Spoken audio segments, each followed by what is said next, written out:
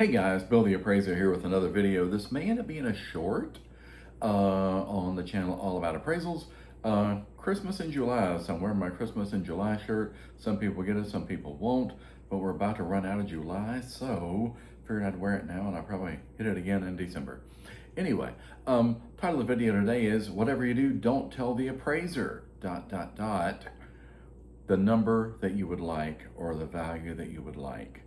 Or the number you need or the value you would need. That's the topic of this video, and for a number of reasons.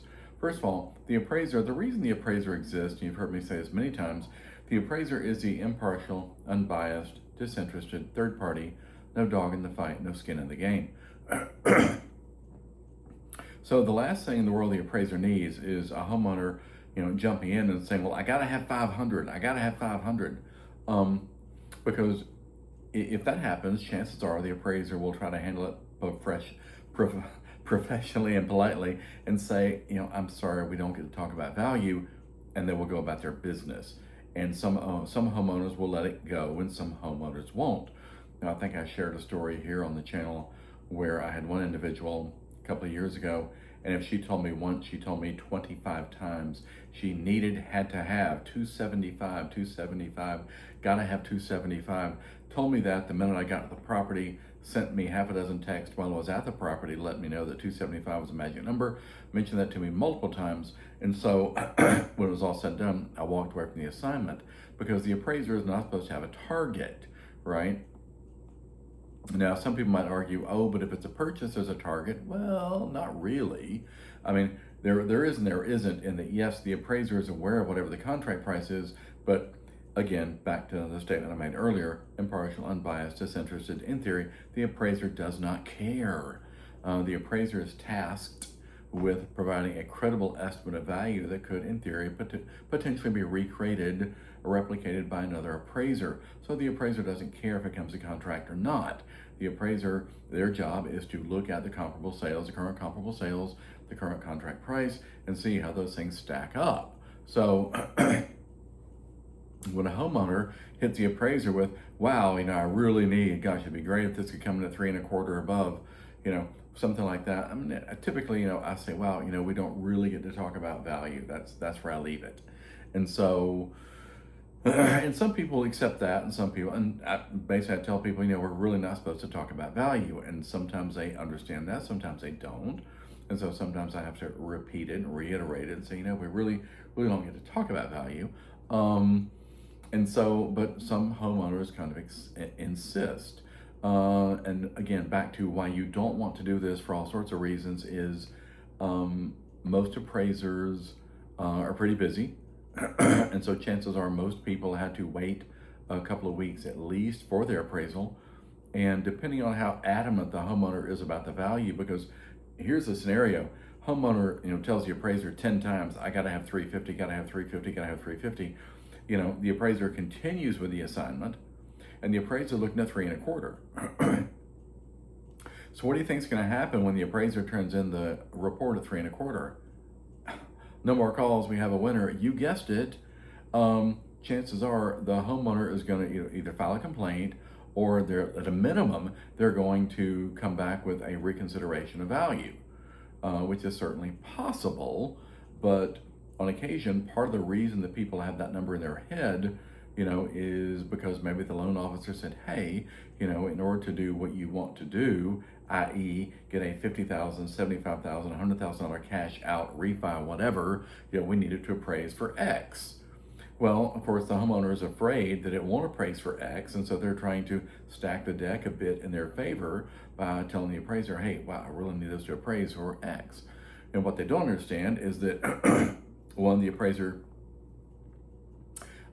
is not interested in their number, which sounds harsh. I don't mean for it to, but again, back to impartial, unbiased, disinterested.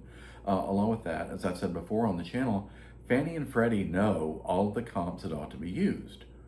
And so if the comps that ought to be used are going to bring the property in at 3 1/4, not 3 1/50, that's what the appraiser is going to do. Because what the appraiser wants is a report they can stand behind, that is credible, valid, all those good things. And so the last thing on the appraiser's mind is the number the homeowner needs. And so very often a homeowner goes into it with and again, it may sound harsh, they have a hidden agenda.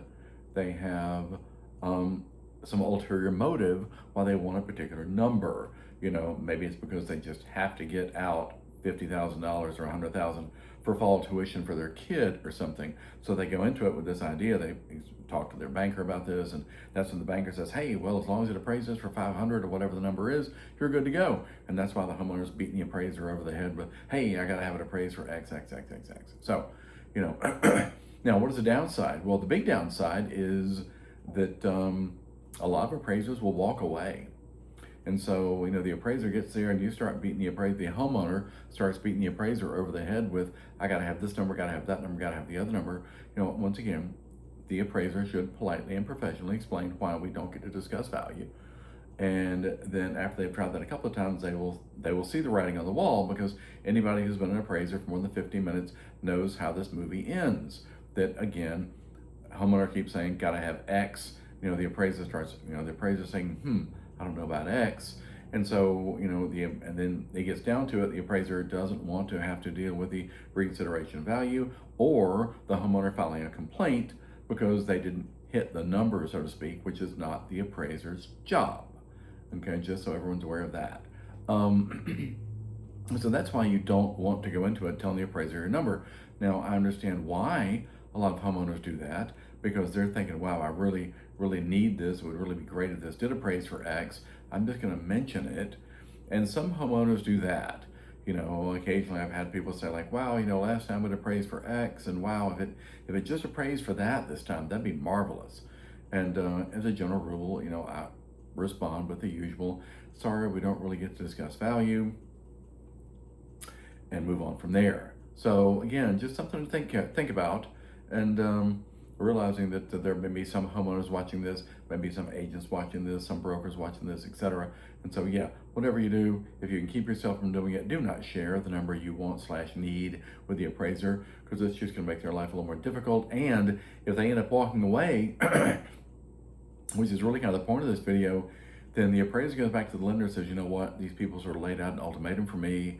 Wow, if they can't get X for this, they don't want me to do it, so I'm not going to do it. And so they get to start over all again from square one with another appraiser. And so now they're 3 weeks out to get the inspection done, let alone talk about getting the appraisal actually written and turned in, yada, yada, yada. So anyway, thanks for watching. Thanks for tuning in.